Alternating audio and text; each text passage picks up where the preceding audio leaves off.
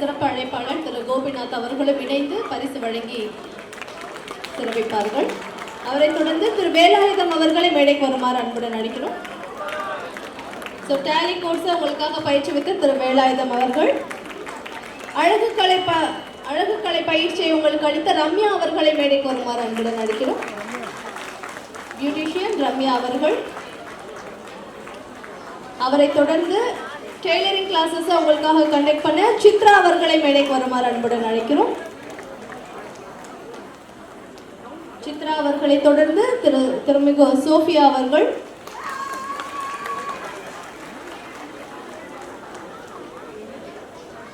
அடுத்ததாக ரொம்ப முக்கியமானது ஸ்போக்கன் இங்கிலீஷ் கிளாஸ். இதை உங்களுக்காக பயிற்றுவித்த ப்ரொஃபசர் ஜான்சன் அவர்களை மேடைக்கு வருமாறு அழைக்கிறோம். நீங்க எல்லாருமே ஆவலாக எதிர்பார்த்துட்டு இருக்கக்கூடிய அந்த தருணம், உங்களுக்கான பட்டமளிப்பு நிகழ்வு இப்போ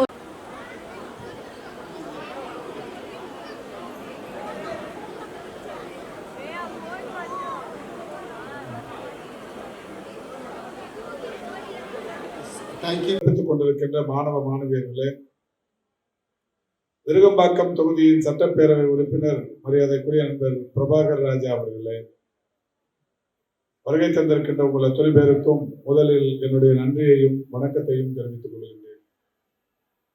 நாம் எல்லாம் ஆவலோடு எதிர்பார்த்து காத்திருப்பது திரு கோபிநாத் அவர்களுடைய உரையை கேட்பதற்கு.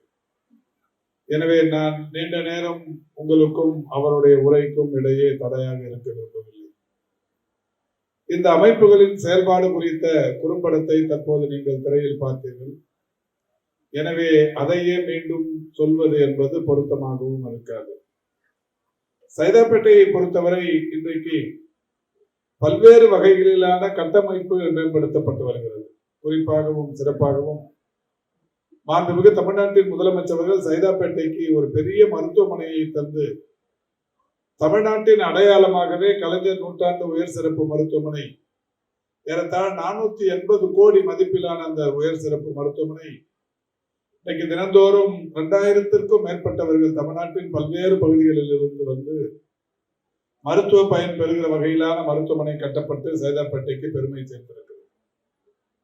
அந்த மருத்துவமனையில் இருக்கின்ற உபகரணங்கள், மருத்துவ உபகரணங்கள் இந்தியாவில் 36 மாநிலங்கள் இருந்தாலும் எந்த மாநில அரசு மருத்துவமனையிலும் இல்லாத டபுள் பலூன் என்ட்ரோஸ்கோபி, ஆட்டோ எம்ஆர்ஐ போன்ற பல்வேறு அதிநவீன மருத்துவ உபகரணங்கள் அந்த மருத்துவமனையில் மட்டுமே அமைய பெற்று இன்றைக்கு ஒரு மிக சிறந்த மருத்துவமனையாக இருந்து கொண்டிருக்கிறது. அதே போல் சைதாப்பேட்டையிலிருந்து தேனாம்பேட்டை வரை ஒரு மிக நீண்ட மேம்பாலம் 3.2 கிலோமீட்டர் நீளத்திற்கு 621 கோடி ரூபாய் மதிப்பிலான மேம்பாலம் கட்டும் பணிகள் நடைபெற்றுக் கொண்டிருக்கிறது. சைதாப்பேட்டை தொகுதியில் மத்திய கைலாஷ் அருகில் ஒரு 57 கோடியில் மிகப்பெரிய மேம்பாலம் கட்டும் பணி நடைபெறவிருக்கிறது. சைதாப்பேட்டையில் வெள்ள பாதிப்பை ஏற்படுத்தும் அமைப்புகளில் ஒன்றாகவே இருந்து கொண்டிருப்பது அடையாறு ஆறு. அடையாறு ஆற்றை ஆழப்படுத்தி அகலப்படுத்தி இருமருங்கிலும் தரையை மேம்படுத்தி ஒரு மிக சிறந்த சுற்றுலா மையமாகவே அதை ஆக்குவதற்கு 1500 கோடி நிதியை தந்து திருவிக பாலம் முதல் சைதாப்பேட்டை வரை 30 மாதத்திற்குள் அதை செய்து முடிப்போம் என்று சொல்லி இன்றைக்கு நிதியை தந்து பணியை தொடங்கி இருப்பவர் முதல்வர். இப்படி சைதாப்பேட்டையின் கட்டமைப்பை மேம்படுத்துவது என்பது இன்றைக்கு மாண்புமிகு முதல்வர் அவர்களால் மிக சிறப்பாக செய்யப்பட்டுக் கொண்டிருக்கிறது. கட்டமைப்பு மேம்படுத்தப்பட்டிருக்கிற சூழலில் தான் மகளிருக்கான வாழ்வியலை இன்றைக்கு மேம்படுத்துவதற்குரிய நடவடிக்கைகளாக நான் ஏற்கனவே இங்கே குறும்படத்தில் நாம் எடுத்துச் சொல்லியிருப்பதை போல 400க்கும் மேற்பட்ட பெண்கள் ஆட்டோ ஓட்டி கொண்டிருக்கிறார்கள். இந்த 400க்கும் மேற்பட்ட பெண்களுக்கு ஆட்டோ ஓட்டுவதற்குரிய பயிற்சி தந்து அவர்களுக்குரிய உரிமங்களையும் பெற்று தந்து அரசின் மானியமான 1 லட்சத்தையும் பெற்று தந்து இன்றைக்கு சைதாப்பேட்டையில் மட்டுமே 410 ஆட்டோக்கள் ஓடிக்கொண்டிருக்கிறது. உலகிலேயே ஒரு சட்டமன்ற தொகுதியில் 400க்கும் மேற்பட்ட பெண்கள் ஆட்டோ ஓட்டுவது சைதாப்பேட்டையில் மட்டும்தான் என்பது ஒரு மிகப்பெரிய அளவிலான சிறப்பு. அதுபோல் பல்வேறு பணிகள் இன்றைக்கு நடைபெற்றுக் கொண்டிருக்கிற சூழ்நிலையில் தான் 2020 தொடங்கிய கலைஞர் கணினி கல்வியகத்தின் சார்பில் இன்றைக்கு 13 முறை பயிற்சிகள் வழங்கப்பட்டு 13 பயிற்சிகளின் வாயிலாகவும் நீங்கள் இங்கே பார்த்ததை போல ஆயிரக்கணக்கான ஏறத்தாழ 1200க்கும் மேற்பட்டவர்கள் பயன்பெற்றிருக்கிறார். அதேபோல் மாண்புமிகு முதல்வர் அவர்களால் கடந்த ஜனவரி தொடக்கத்தில் தொடங்கி வைக்கப்பட்ட கலைஞர் மகளிர் திறன் மேம்பாட்டு மையத்தின் சார்பில் இப்பொழுது மகளிரை பொறுத்தவரை டெய்லரிங் மற்றும் அழகு கலை பயிற்சியில் மட்டும் 280 பேர் பயன்பெற்றிருக்கிறார்கள். ஸ்போக்கன் இங்கிலீஷ் ஒரு 120 பேர் பயன்பெற்றிருக்கிறார்கள். ஆக இதுவரை இந்த அமைப்புகளின் சார்பில் ஏறத்தாழ 1500 மாணவ மாணவியர்கள் பயன்பெற்றிருக்கிறார்கள் என்பது மகிழ்ச்சிக்குரிய ஒன்று. பயன்பெற்ற மாணவ மாணவியர் பேசும்போது சொன்னார்கள், இந்த டேலி அமைப்பை நாங்கள் வெளியில் கற்றுக்கொள்ள வேண்டும் என்று சொன்னால் 24,000 ரூபாய் ஆகிறது. அதை கலைஞர் கணினி கல்வியகம் இன்றைக்கு எங்களுக்கு தந்து சிறப்பித்திருக்கிறது என்கின்ற வகையில் சொல்லியிருக்கிறார்கள். மற்ற கோர்ஸ் கற்றுக்கொள்வதை விட இந்த டேலி என்பது இன்றைக்கு மிகப்பெரிய அளவில் டிமாண்ட் கோர்ஸ் என்று சொல்லக்கூடிய வகையில் பயனுள்ளதாக இருக்கிறது. அதை கற்றுத்தந்ததில் நாங்கள் மகிழ்ச்சி அடைகிறோம். அதே போல டெய்லரிங்கை பொறுத்தவரை உஷா சேவி தையலகமே அவர்களே இங்கே சொல்லிக் கொடுத்து அவர்களுக்கான இந்த பணி வாய்ப்பையும் முடிந்தவரை ஏற்பாடு செய்து தந்து கொண்டிருப்பது என்பது கூடுதல் சிறப்பு. அழகு கலை குறித்து பேசிய சகோதரி ஒருவர் சொன்னார், வெளியில் சென்றால் 70,000 வரை செலவாகும், அது இங்கே இந்த அமைப்பின் சார்பில் நாங்கள் இலவசமாக பயன்படுத்துகிறோம் என்று சொன்னார்கள். ஆக இந்த ஒரு வருடத்தில் மட்டும் ஒரு 1200 பேருக்கு தையல் கலை மற்றும் அழகு கலை பயிற்சிகளின் மூலம் இந்த பயிற்சியை தருவது என்கின்ற வகையில் முடிவெடுத்து இதை தந்து கொண்டிருக்கிறோம். இந்த கலைஞர் கணினி கல்வியகமாக இருந்தாலும் கலைஞர் மகளிர் திறன் மேம்பாட்டு மையமாக இருந்தாலும் எப்படி உருவானது என்றால், மாண்புமிகு தமிழ்நாட்டின் முதலமைச்சர் அவர் சட்டமன்ற உறுப்பினராக தேர்வு செய்யப்பட்ட கொளத்தூரில் அனிதா அச்சீவர்ஸ் அகாடமி என்கின்ற ஒரு அமைப்பை 2020ஆம் ஆண்டின் தொடக்கத்தில் தொடங்கினார்கள். அதை தொடர்ந்து சைதாப்பேட்டையில் 2020 ஜனவரியில் இது தொடங்கி வைக்கப்பட்டது.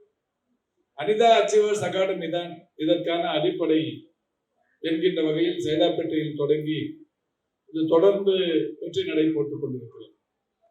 நம்முடைய முதல்வர் அவர்கள் குறித்து உங்களுக்கு நன்றாக தெரியும். கல்விக்கும் மருத்துவத்திற்கும் அவர் அளித்து வருகிற முக்கியத்துவம் குறித்தும் நீங்கள் அறிந்திருப்பீர்கள். நேற்றைக்கு முன்தினம் அவர் தஞ்சாவூருக்கு பல்வேறு நலத்திட்ட உதவிகள் வழங்குகிற நிகழ்ச்சிக்கு சென்றிருந்தார்கள். தஞ்சாவூரில் இருந்து திருச்சிக்கு விமானம் ஏற வந்து கொண்டிருந்த போது திருச்சியைச் சேர்ந்த ஒரு மாணவி ராகினி என்கின்ற மாணவி, அந்த மாணவியை பொறுத்தவரை 12ஆம் வகுப்பில் படித்து முடித்து தமிழ்நாடு அரசின் சீரிய திட்டங்கள் தமிழ் புதல்வன், நான் முதல்வன், புதுமை பெண், இப்படி ஏராளமான திட்டங்கள் உயர்கல்வி பயில்வதற்கு வழிகாட்டுவதற்கும் உயர்கல்வியை கற்றுக்கொள்வதற்கும் பல்வேறு வகைகளில் இன்றைக்கு திட்டமிடப்பட்டு நடைபெற்றுக் கொண்டிருக்கிறது. அந்த வகையில் நான் முதல்வன் திட்டத்தின் மூலம் பயின்ற ஒரு மாணவி ராகினி முதல்வரை சந்தித்து கிளாட் தேர்வில் தான் வெற்றி பெற்று தேசிய சட்ட பல்கலைக்கழகத்தில் தனக்கு இடம் கிடைத்திருப்பதை மகிழ்ச்சியோடு நினைவு கூர்ந்து முதல்வரிடத்தில் வாழ்த்து பெற காத்திருக்கிறார். ராகினியை சந்தித்த நம்முடைய முதல்வர் அந்த சகோதரிக்கு தன் பாக்கெட்டில் இருந்த விலை உயர்ந்த பேனாவை எடுத்து அவரிடத்தில் தந்தது சிறப்பல்ல, தன்னுடைய சமூக வலைதள செய்தியில் ஒன்றை பதிவிட்டிருக்கிறார். இந்த அரசு அமைந்ததற்கு பிறகு தமிழக மக்களின் நல்வாழ்விற்காக பல்வேறு சிறப்பு திட்டங்களுக்காக கையெழுத்திட்ட என் பேனா, இந்த பேனாவை ராகினிக்கு நான் தந்து வாழ்த்தினேன். ராகினி எதிர்காலத்தில் பல சாதனைகளை புரிய வேண்டும் என்று சொல்லி என் பேனாவை தந்து வாழ்த்தினேன் என்று சொல்லியிருக்கிறார். ஆக இந்த அரசு நிச்சயமாக மாணவ மாணவியர்களின் கல்வி, அவருடைய வாழ்வியல் மேம்பாடு, வேலை வாய்ப்பு போன்ற பல்வேறு வகைகளிலான முயற்சிக்கு உறுதுணையாக இருக்கிறது என்பதை நீங்கள் நன்றாக அறிவீர்கள். எனக்கு இந்த நிகழ்ச்சியின் மூலம் இங்கே குறும்படத்தில் பார்த்தீர்கள், ஏற்கனவே இந்த நிகழ்ச்சிக்கு வந்த சிறப்பு விருந்தினர்கள் இண்டு ராம் வந்திருக்கிறார், மயில்சாமி அண்ணாதுரை வந்திருக்கிறார், நீதியரசர் MS ரமேஷ் வந்திருக்கிறார், நடிகர்கள் மோகன் வந்திருக்கிறார், ராகவா லாரன்ஸ் வந்திருக்கிறார்கள். அதேபோல் பாரதி பாஸ்கர் போன்ற ஒரு சிறப்புமிக்க பேச்சாளர்கள் இந்த மேடையை அலங்கரித்திருக்கிறார்கள் என்றாலும் இன்றைக்கு பெருமதிப்பிற்குரிய நீயானான கோபிநாத் அவர்கள், இவரை நான் மிக நீண்ட நாட்களாக நன்றாக அறிவேன். அவர் விஜய் தொலைக்காட்சியில் இருந்தபோது நானே மேயராக இருந்து அவர் நடத்திய நிகழ்ச்சிகளில் அவர் கேட்கிற கேள்விகளுக்கு பதிலளிக்கும் ஓரிரண்டு நிகழ்ச்சிகளில் நான் கலந்து கொள்கிற அந்த வாய்ப்பை பெற்றிருக்கிறேன். இன்றைக்கு அவர் ஒரு வித்தியாசமான சிந்தனையாளர், சீரிய சிந்தனையாளர், சிறந்த எழுத்தாளர். இதையும் கடந்து மோட்டிவேஷன் என்கின்ற வகையில் மாணவர்களிடையே ஒரு சிறந்த ஒழுக்கத்தை நிலைநிறுத்துகிற, அவர்களுக்கான ஒரு தன்னம்பிக்கையை ஏற்படுத்துகிற ஒரு சிறந்த சொற்பொழிவாளர். அவர் ஒரு புத்தகத்தை எழுதினார். அந்த புத்தகம் நானும் கூட ஒரு 9 புத்தகங்களை இதுவரை எழுதி பதிப்பித்திருக்கிறேன். ஓடலாம் வாங்க என்கின்ற ஒரு புத்தகம், அதையே ஆங்கிலத்தில் மொழிபெயர்த்து கம் லெட்ஸ் ரன். கொரோனா கால பதிவுகளை, கொரோனா உயிர் காத்தோம் உடல் காத்தோம், அதே ஆங்கிலத்தில் கொரோனா கிரானிக்கல்ஸ். என்னுடைய ஓட்ட அனுபவங்களை, நான் நடத்திய மாரத்தான் அனுபவங்களை கின்னஸ் கலைஞர் என்கின்ற புத்தகம் தமிழிலும் ஆங்கிலத்திலும். கலைஞர் 90வது வயதில் ஒரு கவிதை தொகுப்பு, பல்வேறு கவிதைகளிடத்தில் பெறப்பட்ட கவிதைகள் ஒரு புத்தகம். அதே போல் முதல்வரின் 60வது பிறந்த நாள் விழாவுக்கு சிறந்த 60 கவிதைகளை உள்ளடக்கிய ஒரு புத்தகம். இப்படி ஒரு 9 புத்தகங்களை நானும் தந்திருக்கிறேன். ஆனால் யாருக்கும் வராத ஒரு சிறந்த ஒரு எண்ணம் திரு கோபிநாத்துக்கு. அவர் எழுதிய புத்தகத்திற்கு பெயரே பிளீஸ் இந்த புத்தகத்தை வாங்காதீங்க. இந்த மாதிரி ஒரு புத்தகத்தை போட்டு, என் புத்தகத்தை வாங்காதீங்கன்னு சொல்லி ஒரு தலைப்பையும் போட்டு புத்தகத்தை விற்று தீர்த்தவர் பெருமதிப்பிற்குரிய திரு கோபிநாத் அவர்கள். அந்த கோபிநாத் அவர்களின் பிளீஸ் இந்த புத்தகத்தை வாங்காதீங்கிற அந்த தலைப்புள்ள புத்தகம் எவ்வளவு பிரதிகள் விற்றிருக்கிறது என்றால் 5 லட்சம் பிரதிகள் விற்றிருக்கிறது. ஒரு சிறந்த தன்னம்பிக்கை சொற்பொழிவாளர் இந்த நிகழ்ச்சிக்கு வந்திருக்கிறார். அவருக்கு முன்னாடி நான் ரொம்ப நேரம் பேசுறது சரியா இருக்காது. எனக்கு ஒரு சந்தோஷம் என்னன்னா, இந்த 4 வருஷத்துல நான் இந்த மருத்துவத்துறை அமைச்சரா இருக்கிறதால டெய்லி போய் அதாவது இந்த கல்வியாண்டின் இறுதிகளில் மருத்துவர்களுக்கு பட்டமளிக்கும் நிகழ்ச்சிகளில் தொடர்ந்து கலந்து கொள்கிற வாய்ப்பை பெற்றிருக்கிறேன். 2 நாட்களுக்கு முன்னால் கோவையில் 2 அரசு மருத்துவக் கல்லூரிகள் இருக்கிறது. 2 அரசு மருத்துவக் கல்லூரி மாணவர்களுக்கும் காலையில் ஒரு கல்லூரி, மாலையில் ஒரு கல்லூரி என்று பட்டமளிப்பு விழாவில் கலந்து கொண்டு அவர்களுக்கு பட்டங்களை வழங்கினேன். அதே போல அதற்கு 2 நாட்களுக்கு முன்னால் ஈரோடு, நம்முடைய கரூர், புதுக்கோட்டை ஆகிய மாவட்டங்களில் நடைபெற்ற மாணவர்களின் பட்டமளிப்பு விழாக்களில் கலந்து கொண்டு பட்டங்களை வழங்கினேன். போன வாரம் நம்முடைய சென்னை மருத்துவக் கல்லூரி மாணவர்களுக்கு பட்டங்களை வழங்கினேன். 25ஆம் தேதி KMC மருத்துவக் கல்லூரியில் நடைபெறுகிற பட்டமளிப்பு விழாவில் கலந்து கொள்ளவிருக்கிறேன். 29ஆம் தேதி ஓமந்தூரார் மருத்துவக் கல்லூரி மாணவர்களிடையே பட்டமளிப்பு விழாவில் கலந்து கொள்ளவிருக்கிறேன். ஆக இந்த மாதிரி ஒரு 36 கல்லூரிகள், அரசின் கல்லூரிகள் இருக்கிறது. இந்த 36 கல்லூரிகளுக்கு நான் தான் ப்ரோ சான்சலர். டாக்டர் MGR மருத்துவ பல்கலைக்கழகத்தின் இணைவேந்தர் என்கின்ற வகையில் சம்பந்தப்பட்ட துறையின் அமைச்சராகவும் இருக்கின்ற காரணத்தினால் பட்டங்கள் அளிப்பது, எனக்கு பட்டங்கள் அளிக்கிற வாய்ப்பு 4 ஆண்டுகளாக கிடைக்கிறது. தமிழ்நாட்டிலிருந்து ஒட்டுமொத்தமாக ஒரு வருடத்திற்கும் மருத்துவம் முடித்து வெளியில் செல்லுகிற மாணவர்களுடைய எண்ணிக்கை 1180 பேர். இந்த 1180ல அரசு மருத்துவர்கள் மட்டும் 5050 பேர், பல் மருத்துவர்கள் 250 பேர். ஆக மொத்தம் ஒரு 5300 பேருக்கு ஒவ்வொரு வருஷமும் என் கையாலேயே பட்டங்களை வழங்கி கொண்டிருக்கிறேன். அதுல எனக்கு எவ்வளவு சந்தோஷம் இருக்குமோ அதே மாதிரியான சந்தோஷம் இன்றைக்கு இங்கே டேலியில் பட்டம் பெறுகிற, தையல் பயிற்சி முடித்து பட்டம் பெறுகிற, பியூட்டிஷியன் கோர்ஸ் முடித்து பட்டம் பெறுகிற உங்களுக்கு பட்டம் தருகிற இந்த நிகழ்ச்சியிலும் கலந்து கொள்வது நான் பெற்ற பேரு என்று மகிழ்ச்சியோடு எடுத்து கூறி, இந்த சிறப்பான நிகழ்ச்சிகள் தொடர்ந்து சைதாப்பேட்டையில் நடைபெற ஒருவர் பின்னணியில் இருக்கிறார். அவர்தான் ஆனந்தம் செல்வகுமார். நண்பர் ஆனந்தம் செல்வகுமார் ஆனந்தம் அறக்கட்டளை என்கின்ற அறக்கட்டளையை நிறுவி சற்றேறக்குறைய ஒரு 1000 மருத்துவர்களையும் பொறியாளர்களுக்கும் இலவசமாக கல்வியை கற்றுத் தந்து கொண்டிருப்பவர். ஆதரவற்ற குழந்தைகள், கிராமப்புறங்களில் படித்து முடித்த குழந்தைகளுக்கு எல்லா வகையிலும் கட்டண சலுகைகளை தந்து, கட்டண உதவியை தந்து ஏறத்தாழ 1000 பேருக்கு இன்றைக்கு மருத்துவர்களாகவும் பொறியாளர்களாகவும் ஆக்கி கொண்டிருப்பவர். தமிழக அரசின் அரசு விருதை பெற்றவர், சிறந்த இளைஞர் என்கின்ற வகையிலான விருதை பெற்றவர். அவர்தான் இந்த அமைப்புகளுக்கு பின்னணியில் இருந்து எனக்கு தோளோடு தோள் நின்று இந்த அமைப்பை தொடர்ந்து மிக சிறப்பான வகையில் வெற்றி நடைபெற உதவியாக இருந்து கொண்டிருப்பவர். அவருக்கு என்னுடைய நன்றியை இந்த நேரத்தில் தெரிவித்துக் கொள்கின்றேன். அதேபோல் இந்த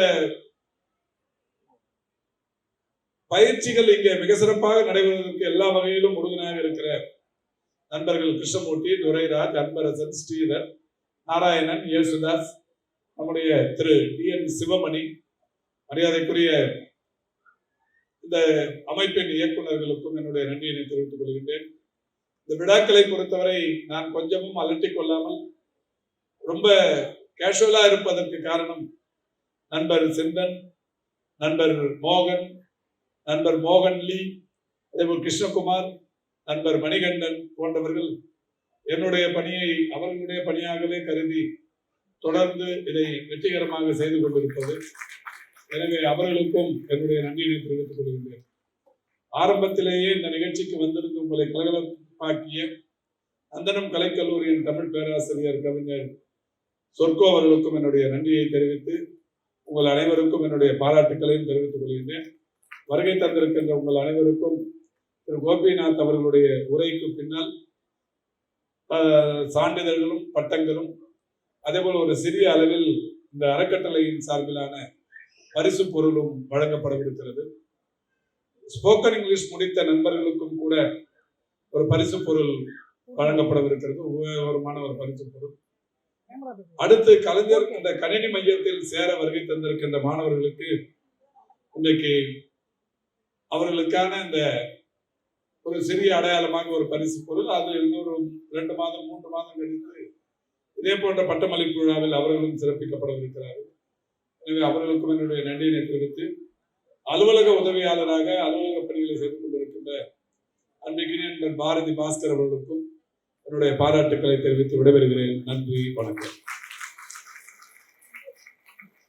மாண்புமிகு அமைச்சர் அவர்களுக்கு எங்களின் மனமார்ந்த நன்றியை தெரிவித்துக் கொள்கிறோம். தற்போது நினைவு பரிசு வழங்கும் தருணம்.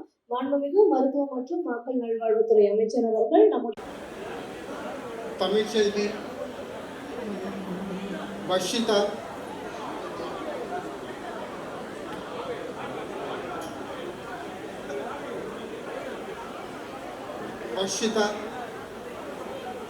தீபா லட்சுமி,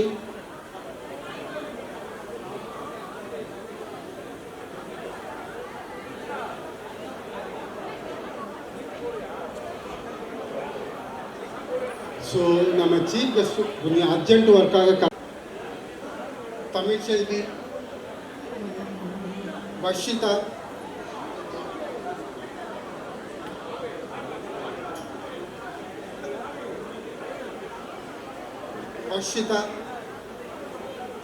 தீபா லட்சுமி,